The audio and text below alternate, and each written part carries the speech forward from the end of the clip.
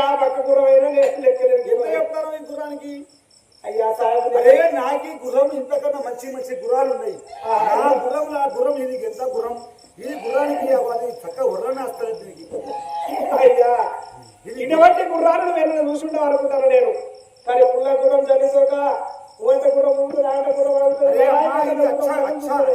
అచ్చా గుర్రం అయ్యా. అచ్చా అయితే అంత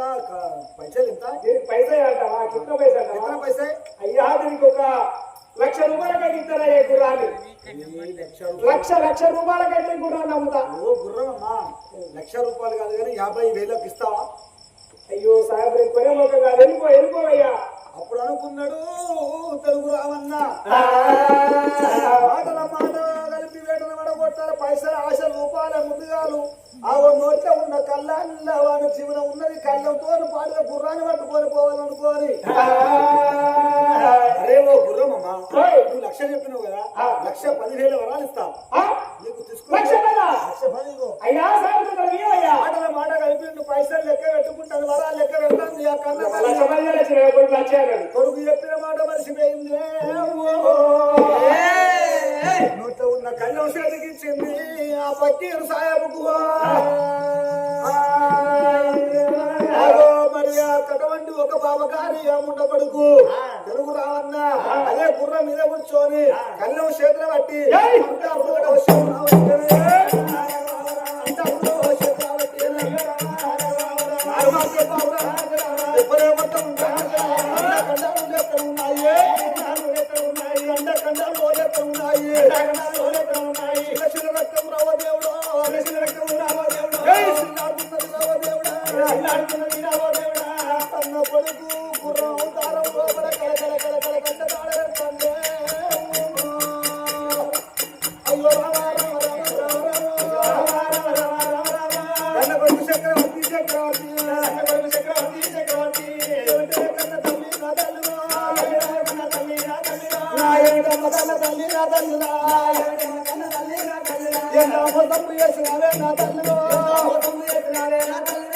పైసలు ఆశ చూపినాక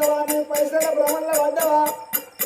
గుర్రము కళ్ళెం నోట్లో ఉన్న కళ్ళెం లోపల నా జీవనం ఉన్నది. వాడిని నమ్మి వాడి చేతుల కళ్ళెం పెడితే ఇవాళ నన్ను మారు ఎవరు వద్దవైతే వాడు ఆ తెలుగు రావన్న మా బాలయ్య తీస్తావో నా తల్లిలో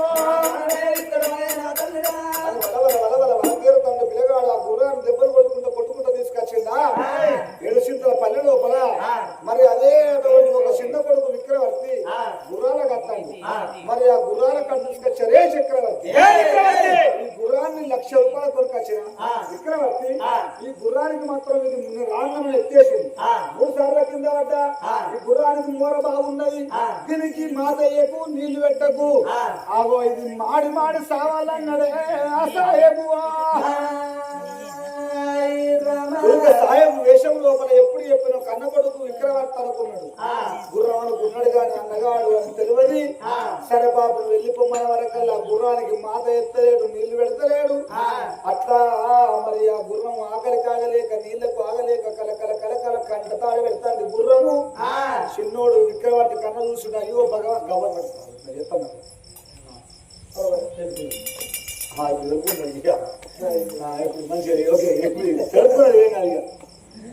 ఉల్లిగడ్డలు కొద్దిగా నివారణ చెప్తాను మొక్కుతో కదా. విక్రవర్తి మహారాజుగా అప్పగించిండు ఆ గుర్రాన్ని అప్పగించిండు. మరి కాళ్ళు పెట్టకు రాజు ఉడికినబట్టి ఉడకకుండా పెట్టిన దుర్మార్గుడు రేచి విక్రవర్తి అని చెప్పి రాముడు వెళ్ళిపోయే. ఒక్క రోజు 2 రోజులు 3 రోజులు అవుతుంది. విక్రవర్తి మహారాజు ఏమనుకున్నాడు, అరే తల్లి గుర్రాలు నీళ్ళు పెట్టకను మాదయ్యకన్నా ఏం చేయాలో 3 రోజులు అయితే చచ్చిపోతుంది ఏమో అన్న గుర్రాలు పట్టుకోవాలి. అవ చెరువు కాడికి వచ్చిండు రామారుడేమో గుర్రాలు పట్టుకొని నీళ్ళ చెరువు కాడికి వచ్చి నీళ్లు పెడతంటే నోట్ల కళ్ళ ఉన్నది కాబట్టి నీళ్లు తాగత్తలేదు, నోట్ల కళ్ళ ఉన్నది కాబట్టి నీళ్లు తాగత్తలేదు. అయ్యో గుర్రాలు నోట్ల కళ్ళ ఉన్నది కాబట్టి నీళ్లు తాగత్తలేదు అని అవ నోట్ల ఉన్న కళ్ళ వేసిండు ఆ విక్రవర్తి. నోట్ల ఉన్న కళ్ళ తీసి వరకు కన్న కొడుకు చక్రవర్తి మహారాజు ఒరే తమ్ముడా ఆడబట్టి క్రికెట్ ఆడాకు పట్టి అంటారు బట్టి చక్రవర్తి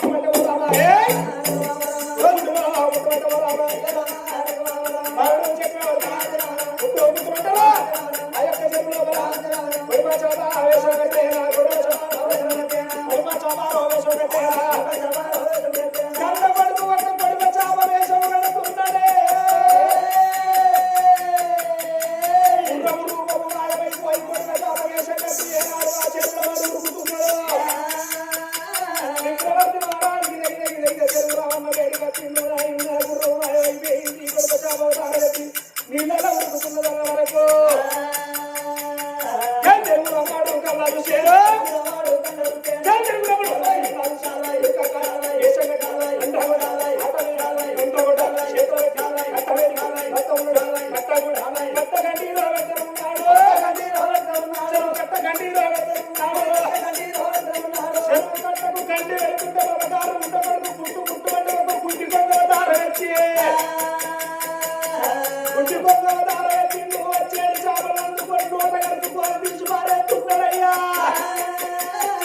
ఈ చేతిలో సాబలు తిరుపతి కొండలో పారేసిన సాబలు పర్వతాల కొండలో పడిపోతున్నాయాడ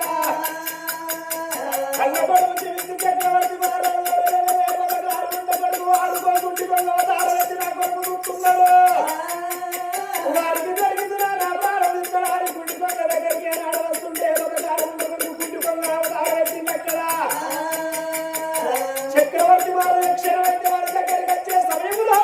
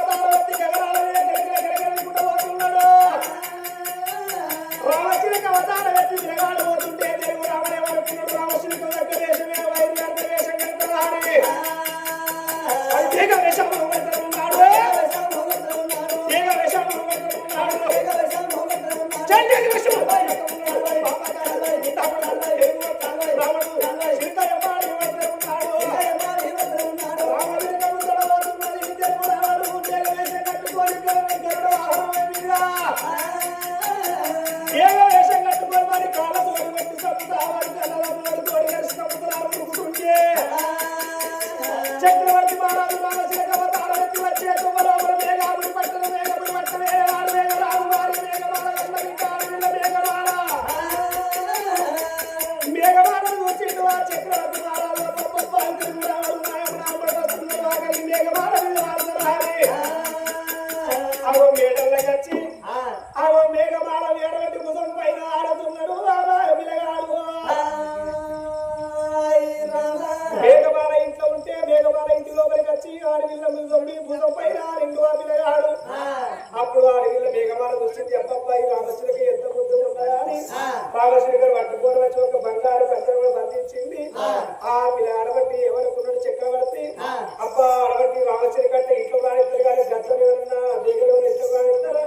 దేవతార వ్యక్తిలో ఇల్లు చుట్టూ తిరుగుతాడు ఆ పథకారు ఉంట కొడుకు ఆడి అడవంటి వాడు వస్తాడు కదా ప్రారంభించాలనుకోని చక్రవర్తి ఏ వేషం కట్టిండు పుట్టుబట్టే అడవిల దగ్గర ఆ 24 ఏళ్ళ యువకుడు అవతారం ఎత్తిండు ఆ చక్రవర్తి 24 ఏళ్ళ పిల్లగాడు వేషం కట్టి అప్పుడు అడవిల్లా పిల్లగాడు అడవిల్లా మేఘమాల చక్రవర్తి మీద మనసు పడుతున్నది చక్రవర్తి మహారాజు ఎవరు ఒప్పిల్ల పథకారు ఉండకొడుకు ఆ తెలుగు రావడం నాయపడుకు రకరకు వస్తాడు కానీ ఒక్క మాట ఎప్పుడుతోనే తప్పకుండా లగ్నం చేసుకుంటా గాని నేను ఇప్పుడు రామచిలక కావాలని వాడు వస్తాడు రామచిలక ఇచ్చినట్టే ఇచ్చి ఆ మెడలు విరిచి పైకి ఎత్తే నీ మెడ లోపల ఒక ముచ్చాల దండ పెడతా ముచ్చాల దండ కూడా కావాలంటాడు ఆ ముచ్చాల దండ ఇచ్చినట్టే ఇచ్చి నువ్వు తెప్పి కింద పడితే ఆ తర్వాత నేను చూసుకుంటానన్నాడు ఆ చక్రవర్తి ఆ పిల్లగాడు చక్రవర్తి మహారాజు మేఘమానం చెప్పి వాళ్ళ ఇంటి లోపల చిలకవతారం మీద ఉన్నాడు దేగ వేషం మీద ఉన్న తెలుగు రాముడు అరే వీడు రామచిలక అవతారం వచ్చి ఇంట్లో వచ్చిండు వారికి తగ్గట్టు వేషం కడతారా అని ఒక దేగ రూపం మాయవాయి ఒక చిలక పంచంగం వేషం కట్టిండు తెలుగు రావంలో చిలక పంచంగం వేషం కట్టిండు వాడు వాటి పంజరం పట్టుకున్నాడు అలా చిలక లేకుండా వాటి పంజరం పట్టుకోని మేఘరాజు వేటికి వచ్చిండు అయ్యావో మేఘరాజా నీ కన్న బిడ్డ దగ్గర రామచిలుకున్నదయ్యా నా అటువంటి పంజరంలోకి తప్పించుకొని వచ్చి మీ ఇంట్లోకి వచ్చింది ఆ రామచిలుక నాకు కావాలి తండ్రి ఆ రామచిలుకను నాకు ఇద్దరే నీ బిడ్డకు తప్పకుండా పెళ్లి జరుగుతుంది అన్నాడు పదకారు కొడుకు సరవంచుడు కొడుకారా రాని ఆ కన్న కొడుకు అటువంటి తెలుగు రావణుడు అనుకోని బిడ్డ మేఘమాల దగ్గరికి వచ్చింది బిడ్డ దగ్గర ఉన్న రామచిలుక ఆ చిలుక పంచక పోని కాడ బిడ్డ వానికి ఇస్తే వెళ్ళిపోతున్న వరకు కన్న తల్లి ఆ పిల్లగాడు చెప్పలేదు ముందుగానే చిలుక తీసుకుని వచ్చినట్టు వచ్చింది ఆ అటువంటి తెలుగు రావణ చేతులు పెట్టే సమయం లోపల మెడలి విరిసింది అతన్ని పైకి ఎగిరేసే వరకు ఆమె మెడ లోపల ఒక ముచ్చాల దండై పడ్డది ముచ్చాల దండై పడ్డ వరకు పదగారు ఉండకూడదు తెలుగు రావడేమన్నాడు అయ్యా నా రామచిలుక ఇసిరెత్తే మీదికి వేయింది కానీ అవి నీ బిడ్డ మెడ లోపల ఒక ముచ్చాల దండ ఉన్నది ఆ ముచ్చాల దండిస్తే నీ బిడ్డకు తప్పకుండా పెళ్లి జరుగుతుంది అన్నాడు పదగారు ఉండకూడదు బిడ్డ ముచ్చాల దండ ఇచ్చినట్టు నీకు తప్పకుండా నీకు పెళ్లి జరుగుతాడ బిడ్డ అలా వరకు చూడు ఆ కన్న తల్లి మేఘ వాళ్ళ అబ్బబ్బ పిల్లగాడు చెప్పిన మాట యాదికొచ్చి ఆ ముచ్చాల దండ మెడలకెళ్ళి తీసినట్టే ఇచ్చినట్టే ఇచ్చి కింద కూడా కింద కూడా ఉండాలి ముచ్చాల దండ కింద కూడా ఉంటారా చాలా పుట్టు పుట్టు పుట్టు అంటేరో పుట్టు పుట్టు అవరకు పుట్టెడు పక్కనే పుడుతున్నాడు ఆ చక్రవర్తి మహారాజు పుట్టెడు పక్కనే పుట్టే వరకు తెలుగు రామయ్య వేసి చక్రవర్తి పుట్టెడు పక్కనే పుట్టావు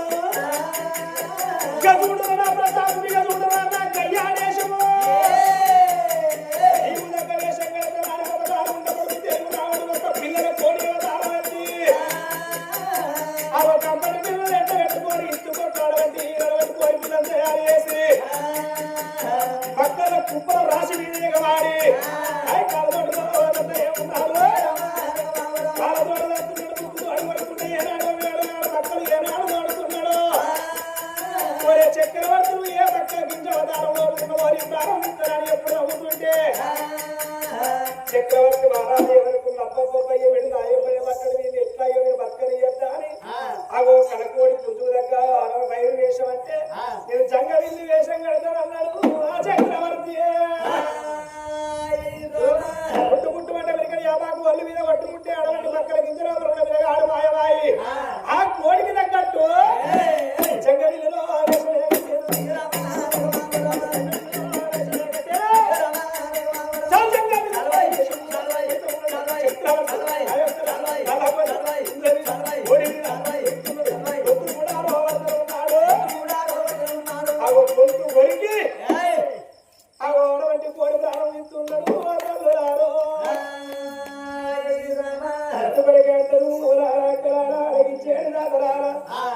ఏ విద్య నేర్చుకున్నాడు ఆ విద్యలో పోతాడాట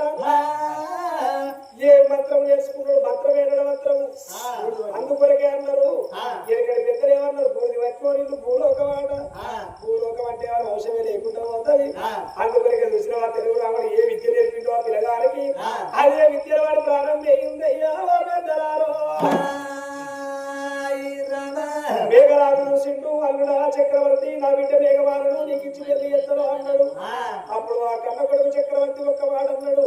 అయ్యా మామయ్య మాది కడికి దగ్గర నందికొండ పత్రం మా తల్లి నంది ధర్మరాజు మా తల్లి ధర్మవతి దేవి మా తల్లి ప్రారంభమైంది సుబుద్ధి నగరం లోపల ఉన్నాడాట మా తండ్రి అక్కడ చచ్చిపోయి ఉండగా నేను ఎట్లా పెళ్లి చేసుకోవాలన్నాడు ఆ చక్రవర్తి అవి నా తల్లి లేవాలే నా తల్లి దగ్గరవాలే మాకు తప్పకుండా అటువంటి మా రాజ్యం మేము వెళ్ళిపోయాక మీకు మాత్రం ఎత్తాము అవి తప్పకుండా మా రాజ్యం వస్తే ఘనంగా రకం వేసుకుంటానన్నాడు అయ్యా కన్న కొడుకులు చక్రవర్తి మహారాజు కన్న తల్లి ధర్మాదేవి దగ్గరికి వచ్చిన అమ్మాయి ఎవరు వెళ్ళిపోదామంటే అవి ఏడు చిత్ర మళ్ళకి వచ్చిన తెలుగు అమ్మాయికి అమ్మ అటువంటి కథ లోపల అవి తెలుగు రావడం బాలదీష్టమ్మలు బాధపడవరకు మన మంత్రమే నడవంతరం కాబట్టి అమ్మ నా కన్న తల్లి వాళ్ళు ఆదుకుంటారే అమ్మ అందుకొరకే అంటారు అప్పటికైనా ఇప్పటికైనా కడుపు తోడి కన్నా ప్రేమకన్నా సాదుకుంటా ప్రేమని గొప్ప ఆట అమ్మాయిని సాదుకుంటారని ఆ తల్లిని తోలుకొని ధర్మపతి దేవిని తోలుకొని బుద్ధినగర వస్తున్నాడు అవారుడేమో బుద్ధినగరం ఏనాడు వస్తున్నాడు విక్రవర్తి మహారాజు కైసరు కొడుకులు ఆ తల్లి ఎమ్మడి పెట్టుకొని సాగుతున్న తల్లి ఎమ్మడి పెట్టుకొని సుబుద్ధినగరం వచ్చిండ్రు ఆ సుబుద్ధినగరంలో ఒక కన్న తండ్రి శివపేటికలో ఒకరు ఎప్పుడు కన్న తండ్రి లేదా అమ్మ తండ్రి ప్రాణం తప్పకుండా ఎత్తు నాకు వచ్చిన మంత్రాలతో ఎప్పుడు పిల్లగాడు మంత్రం చదువుతుంటే భగవంతుడు శక్తులు చూసి ఒరే రాకుడకయ్య నువ్వు చదువుకొని నీ తండ్రి లేపుకున్నాక నేనుండి ఎందుకురా అవి మానవులే మనుషులు లేపుకున్నాక నేనుండి ఎందుకు కారి ఇక్కడ యాభాలు బట్టి కొల్లబండాలు బట్టి ఆ పిల్లగాడి మీద పడితే తనకు వచ్చిన మంత్రాలు మర్చిపోయేటట్టు చేసిండు పరమాత్ముడేమో భగవంతుడు గోనెలు బండాలు బట్టి మీకు యాభాలు బట్టి ఆ కన్న తండ్రి శవాన్ని తీసుకొచ్చి మళ్ళీ పూల మీద వరిస్తే కన్న కొడుకు బట్టి కన్న తండ్రి మళ్ళీ పూల మీద పెట్టినందుకు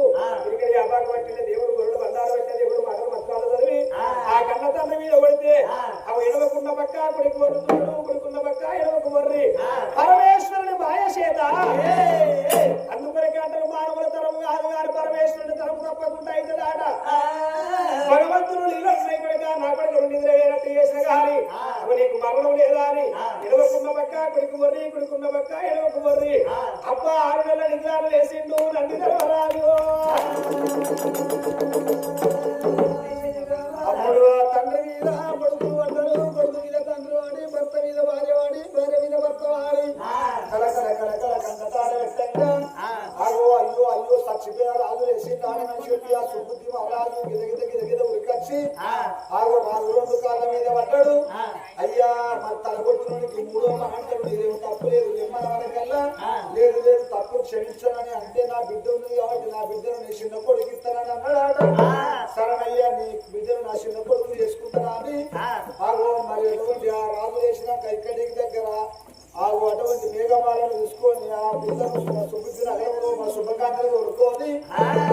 సుబుద్ధి మహారాజు బిడ్డ శుభకాంతి చిన్న కొడుకు చేసుకుంటా పెద్ద కొడుకు అటువంటి మేఘమాలను తీసుకొని పెళ్లి చేస్తారా అని